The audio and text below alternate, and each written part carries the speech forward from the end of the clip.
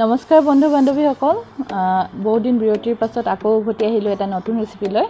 আজি মই বনাব লৈছোঁ নৰসিংহৰ লগত মাংস বনাবলৈ মই প্ৰথমতে লৈছোঁ এমুঠি নৰসিংহৰ পাত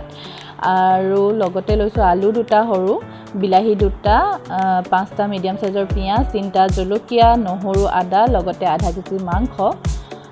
আৰু এয়া মছলাত মই লৈছোঁ নিমখ সোৱাদ অনুযায়ী হালধি 1 চামুচ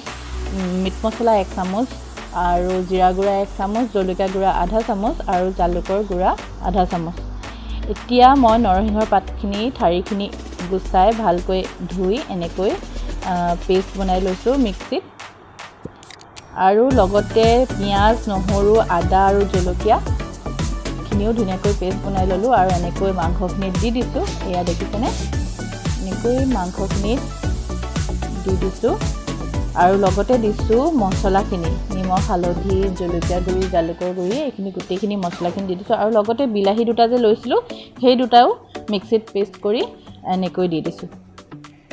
এতিয়া এইখিনি মই ভালদৰে মিহলি কৰি ল'ম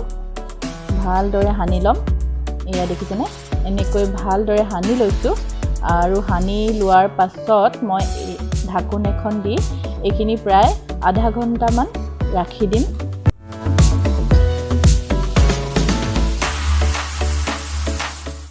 আধা ঘণ্টা ৰাখি হোৱাৰ পাছত মই এতিয়া এখন কেৰাহী লৈছোঁ কেৰাহীখন গৰম হ'বলৈ দিছোঁ গৰম হোৱাৰ পাছত মই ইয়াত 2 তিনিটা মিঠাতেল এয়া কেৰাহী গৰম হৈ আহিল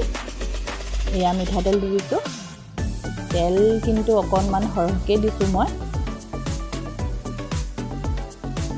তেলখিনি গৰম হৈ অহাৰ পাছত মই ইয়াত দি দিম 2টা শুকান জলকীয়া এয়া শুকান জলকীয়া কেইটা দিয়াৰ পাছত অকণমান যেতিয়া ৰঙচুৱা হৈ আহিব জলকীয়া কেইটা তেতিয়া মই এতিয়া ইয়াত দিম মাংসখিনি এতিয়া মেৰিনেট কৰি থোৱা মাংসখিনি মই ইয়াত দি দিছোঁ এয়া দেখিছেনে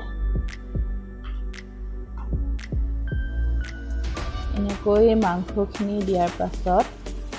প্ৰায় 5 মিনিট হাই ফ্লেমত ভাজি হোৱাৰ পাছত আকৌ 10 মিনিটমান মিডিয়াম টু হাই ফ্লেমত ভাজিম এয়া এনেকৈ প্ৰায় 15 মিনিট সময়ে ভাজিব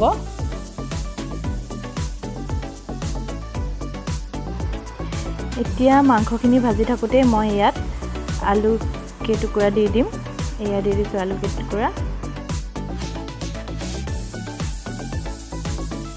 মাংসৰ পানীখিনি ভালকৈ শুকাই যোৱালৈকে মই এইখিনি ভাজিছোঁ ধুনীয়াকৈ এনেকৈ ভাজি মিডিয়াম টু হাই ফ্লেমত ভাজিছোঁ যেতিয়া মাংসৰ পানীখিনি শুকাই তেল বিৰিঙি আহিব তেতিয়া মই ইয়াত নৰসিংহৰ পেষ্টখিনি দি দিম নৰসিংহৰ লগত মাংস বাৰু আপোনালোকে সকলোৱে বনাই খাইছে চাগে নহয়নে বাৰু আজি মইনো কেনেকৈ বনালোঁ সেয়া আপোনালোকৰ লগতো শ্বেয়াৰ কৰিছোঁ এতিয়া মই ইয়াত নৰসিংহৰ পেষ্টখিনি দি দিছোঁ এনেকৈ নৰসিংহৰ পেষ্টখিনি দিয়াৰ পাছত মই এইখিনি আকৌ 5 মিনিটমান সময় ভালকৈ ভাজিম তাৰপিছত ভাজি হোৱাৰ পাছত 2 কাপ পানী মই ইয়াত দি দিম এয়া দেখিছেনে নৰসিংহখিনি দিয়াৰ পাছত ৰংটো সলনি হৈ আহিলে মাংসখিনি নহয়নে বাৰু এতিয়া ইয়াত 2 কাপ পানী দি দিম পানী দি দিলোঁ মই পানীখিনি দিয়াটো মই দেখুৱাবলৈ পাহৰিলোঁ কেমেৰাটো পটকৈ অফ হৈ গ'ল সেয়ে এতিয়া ঢাকোন এখন দি মই প্ৰায় 10 মিনিট সময় সিজাৰ পাছত এয়া দেখিছেনে নৰসিংহৰ লগত মাংসৰ ৰেচিপি প্ৰায় ৰেডি হৈ আহিছে এয়া দেখিছেনে জোলখিনি ধুনীয়াকৈ ডাঠ হৈ আহিছে আৰু আলু সিজিলে এয়া আমাৰ নৰসিংহৰ লগত মাংসৰ ৰেচিপি ৰেডি হৈ গ'ল এতিয়া মই আপোনালোকক উলিয়াই দেখুৱাই দিছোঁ এনেকৈ ঘৰত বনাই ৰুটি বা গৰম গৰম ভাতৰ লগত খাই চাবচোন খুবেই ভাল পাব খাই এয়া দেখিছেনে ইমান ধুনীয়া লাগিছে দেখিবলৈ নহয়নে বাৰু আশা কৰিছোঁ আপোনালোকেও ট্ৰাই কৰি চাব এবাৰ আজিলৈ আহিছোঁ ভিডিঅ'টি চোৱাৰ বাবে বহুত বহুত ধন্যবাদ